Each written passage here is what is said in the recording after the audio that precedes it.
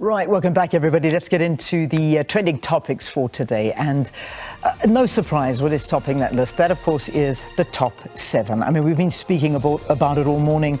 Yesterday, that I'm sure is all you heard about was the election of the top 7 and who the candidates are. I'm sure, as I was, you were too, waiting with bated breath for that announcement. And as former President Fikile Mbalula was announcing them, and also, of course, very, very slowly in alphabetical order, followed by the votes, and then, of course, who the winner was, that's when you waited. But the overall results, President Cyril Ramaphosa, this is the ANC, this is the positions that I'm announcing now. Deputy President Paul Mashatile, Chairperson Gwede Mantashe, Secretary General Fikile Mbalula, First Deputy Secretary General Nomvulo Mokonyane, and the Second Deputy Secretary General Marupene Ramahopa. Then, of course, the Treasurer is Gwen Ramahopa. Those were the announced, those are the top 7, and everybody is weighing in on their views and thoughts of the top 7 and what they think that they can actually do, and how it's all going to work going forward. And of course, we do know that the majority of the top 7 do come from Ramaphosa's slate. So many saying this is going to give him an opportunity to clean up now. Will it? Will it not? Who knows? We'll have to wait and see on that one. But everybody's weighing in and having their own conversation about the top 7.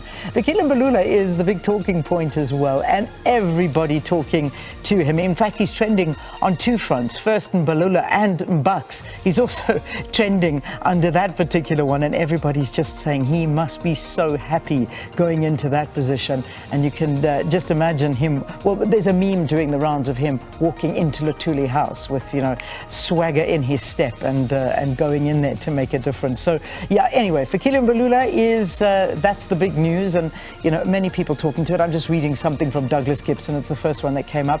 The news that Fikile Mbalula has been elected Secretary General is the best we have heard for ages.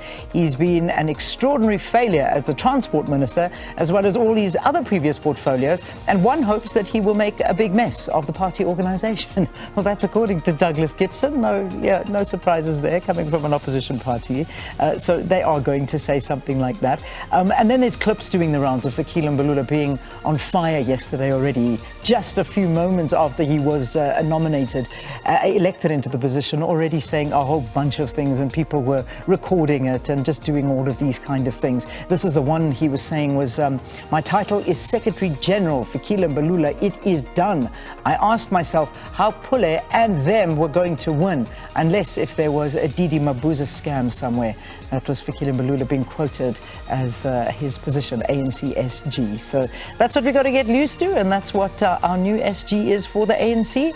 And this is just from Samkele Maseko saying, it's not going to happen under my authority. There will be no lawlessness in the ANC.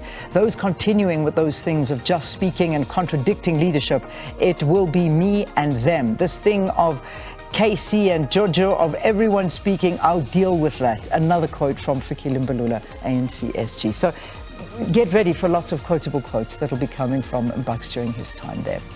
Zweli, another massive talking point, and of course he was beaten into the position of the presidency, and that of course was against Ramaphosa. But it was a substantial win for the president. So, but Zweli still garnering lots of votes, and many people weighing in on the conversation about Zweli. One I'm reading is that coming from Adam Habib, and he put through his views. I'm not going to read it. It's a very long thread, but that certainly is. He's giving his views on Zweli Mkhize, saying, the state of our nation, the ANC conference at Nasrec, is a powerful indicator of where our nation is.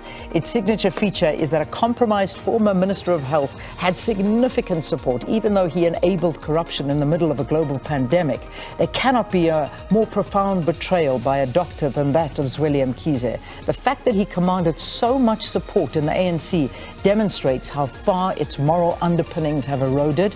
The KZN ANC's backing of him suggests that it is now truly corrupt to the core. I mean, this thread goes on and on and on, but that's just one coming from Adam Habib, and many people weighing in on Zweli Mkhize, the votes he got, the fact that he didn't make it, and some people asking the question, how did Zweli go from looting COVID funds to gathering so many supporters? What did I miss? That's another tweet. And many people talking in and weighing on Zweli Mkhize.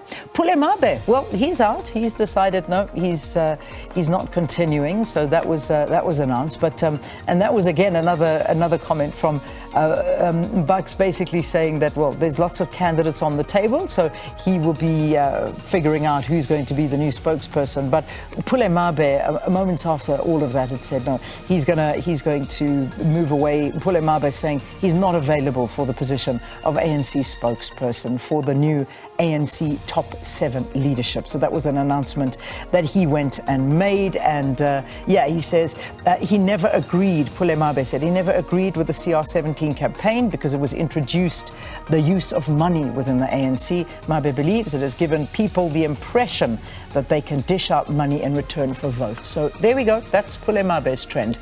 And we'll leave that one there. And then finally, Ronaldo. Well, you know, with Messi still trending, let me tell you, if we talk still global trends, he is still the big trending topic, that of course being Messi. But we spoke a lot about him after the win of the World Cup on Sunday. And of course, Ronaldo is now being spoken to, and no doubting why, because everybody's still trying to figure out who the GOAT is. But I think people kind of laid it on, saying that Lionel Messi is definitely the GOAT. But one of the big things to come out of it, Lionel Messi's World Cup Instagram post has become the most liked post by a sports person, overtaking Cristiano Ronaldo's post of himself and Messi playing chess. So that is now the biggest post. It's of him holding up that World Cup trophy. So the debate still raging on, whether we like it or not.